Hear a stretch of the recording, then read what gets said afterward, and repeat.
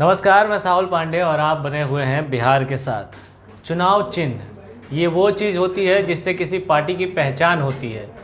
जब कोई इंसान अगर पढ़ा लिखा नहीं होता तो वो वोट देने जाता है तो वो चुनाव चिन्ह ही देखकर समझ पाता है कि वो किसे वोट देना चाहता है, यानी उसके प्रतिनिधि का जो चिन्ह है वो कौन सा है, और इसीलिए चुनाव चिन्ह बनाया गया है।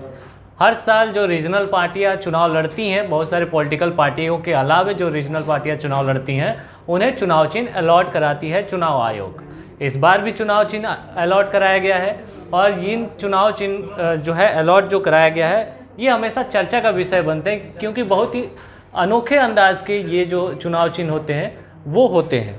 अब जैसे कि कुछ चुनाव चिन्ह सामने आए हैं, उसमें जन अधिकार पार्टी यानी पप्पू यादव की पार्टी को जो है कैंची छाप मिला है, तो वहीं हिंदुस्तानी आवाम मोर्चा यानी जीतन राम मांझी के पार्टी को जो है कढ़ाई छाप मिला है।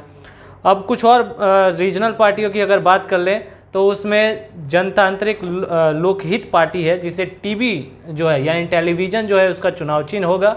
जनता दल राष्ट्रवादी एक पार्टी है, उसे डोली छाप दिया गया है। इसके अलावा आम जनता पार्टी राष्ट्रीय को चप्पल छाप दिया गया है। और उसके आगे बात करें तो लोकतांत्रिक जन स्वराज पार्टी भी है जो इस बार चुनाव लड़ रही है, उसे कैरम बोर्ड मिला है। एक भारतीय लोकनायक पार्टी है जिसे रोड रोलर जो है वो चुनाव चिन्ह दिया गया है। वहीं राष्ट्रीय जन पार्टी है जिसे बैट मिला है चुनाव में। बैट मतलब क्रिकेट वाला बैट, ये कोरोना वाला बैट नहीं है। इसके अलावा बात करें तो राष्ट्रीय जन विकास पार्टी है जिसे बेबी वॉकर दिया गया है, जिसमें छोटे बच्चों के चलने के लिए जो खिलौना होता है वो है चुनाव चिन्ह। इसके अलावा हिंदुस्तान संपूर्ण आज़ाद पार्टी जो है उसे जो है एक बैलून छाप मिला है। फिर रिपब्लिकन पार्टी ऑफ इंडिया भी चुनाव लड़ रही है, इसे दूरबीन मिला है। और मजदूर एकता पार्टी है, उसे हेड कॉट मिला है। जब ये चुनाव चिन्ह अलॉट हो जाते हैं तो पार्टियां भी इन चुनाव चिन्ह के आधार पर ही जो है अपने विपक्षियों पर जो है वार करती हैं।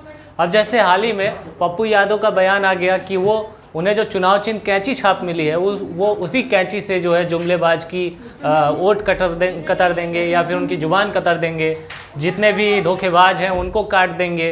तो इस तरीके के बयानबाजियां अब सामने भी आएंगी। कोई कहेगा कि हम कढ़ाई में तल भून देंगे। तो इस तरीके के मजाकिया चीज़ें भी और मजाकिया बयान भी आपको सुनने को मिलेंगे जब चुनाव चिन्ह अलॉट हो जाता है तो, और उस आधार पे कुछ गाने वगैरह भी बनते हैं। अभी पप्पू यादव ने क्या क्या कहा है ये आपको सुनवाते हैं। छाप छीन ले या जो करे, इसी छाप से हर हाथ को काम देंगे। इसी से जुमलेबाज को, झूठ बोलने वाले को, माफिया अपराधी को कैंची से कतरेंगे भी। बात हम चुनाव चिन्ह की कर रहे थे, तो ऐसे चुनाव चिन्ह कैसे दिए जाते हैं पार्टियों को, ये भी एक सवाल है। तो बता दें कि संविधान का आर्टिकल 324, इसके अलावा एक एक्ट है 1951 का जो कि representation of the people's act है 1951, और कंडक्ट ऑफ इलेक्शन रूल्स 1961 के माध्यम से चुनाव आयोग को ये शक्ति मिली हुई है कि वह जो है चुनाव करा सकता है और पार्टियों को चुनाव चिन्ह दे सकता है।